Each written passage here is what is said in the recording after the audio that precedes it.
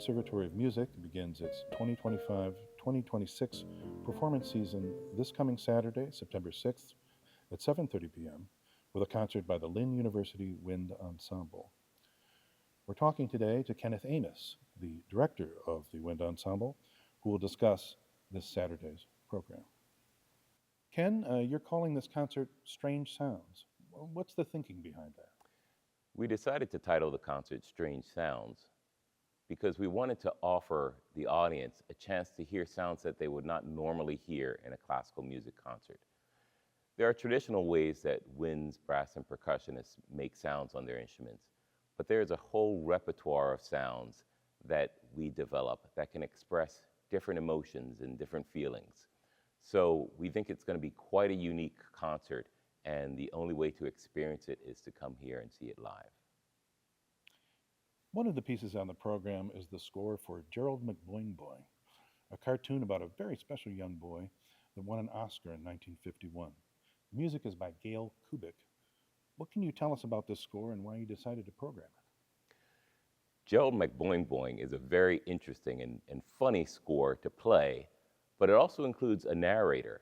It's a story that includes text by Dr. Seuss, and we wanted to include it because it really highlights the variety of strange sounds you can get from a percussion section.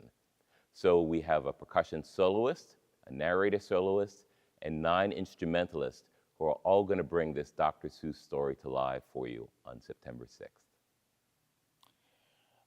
You've got another popular culture connection with Scott McAllister's Freebirds, which draws its inspiration from none other than the southern rock band Lynyrd Skynyrd, which hails from Jacksonville. What's special about this piece? The piece Freebirds will feature 2 clarinetists who are not only emulating the sounds of birds, but of electric guitars. And this piece has a very popular feel to it. Anyone who grew up in the 60s will instantly recognize the type of sound, despite not being a rock band on stage. And we thought that would add an interesting variety to our program, not only to feature 2 clarinets playing with wind ensemble, but to play a type of piece that came from the rock genre. And we stay in American popular music for James Seiler's piece Minton's Playhouse. Now that refers to the Harlem Jazz Club of the 1940s that is considered the birthplace of bebop. How does Seiler represent this?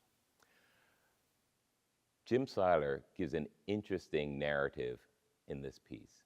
It's like you're actually in Minton's Playhouse back in the 1940s, complete with the band playing an opening riff and then hearing an audience applause and people playing riffs in the background out of time with the group performing on stage. It's sort of like they're warming up.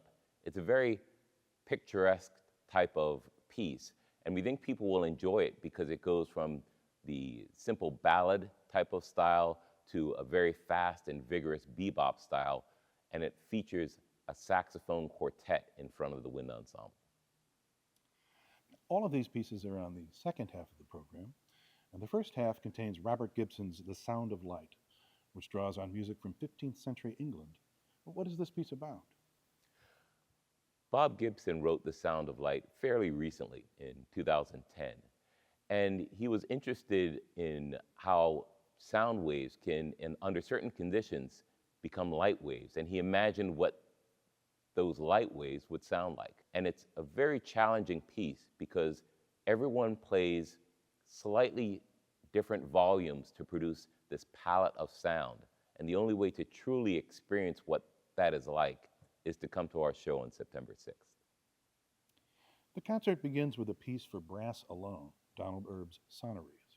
Erb was a pioneer of using electronics with acoustic music in the 1960s and 1970s, but this piece is just for a brass choir of 12 instruments. What is this piece about? Sonories, as the name implies, is about making sounds. And these sounds are not the traditional brass sounds that you would hear. He is very influenced by jazz, and you will hear a lot of pitch bends and notes that fall off or that rise up. It's a lot of fun for brass players to play because they can sort of let their hair down and be way more expressive without having to worry about covering up other instruments. And I think most people will enjoy this particular piece. And the first half closes with a piece by Joseph Schwantner, From a Dark Millennium. He's a Pulitzer Prize winner, perhaps best known for his popular percussion concerto. This wind ensemble piece is inspired by his own poetry. Tell us about the piece and why you wanted to program it.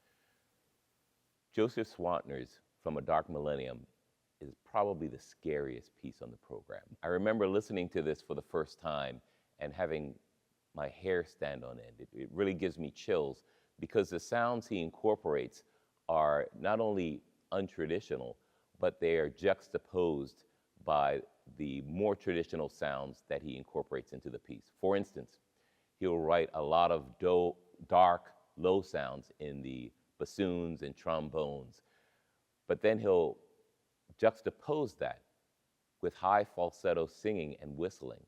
It's very eerie to listen to, but I think that's what makes it such a compelling experience and such a memorable experience. It goes from being mysterious and foggy to being incredibly violent and loud.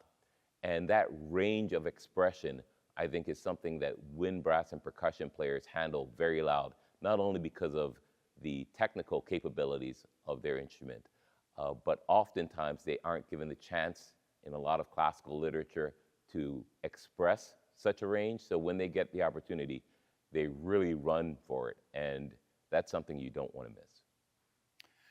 That's quite a program. Finally, so why should people come to the Lynn University Wind Ensemble program this Saturday? Lynn University offers a wide variety of experiences. And the Wind Ensemble this year is playing a concert that is not only different from any other program you'll hear at Lynn University throughout the year, but different from many wind ensemble programs. Yes, you will hear traditional sounds made by woodwind, brass, and percussion instruments, but you'll also experience sounds that you'll very rarely hear in any other type of concert. And so if you're interested in experiencing something new, something compelling, something inspiring, I think this is the concert you want to come to, September 6th, Saturday night at 7:30, the Wold Performing Arts Center at Lynn University.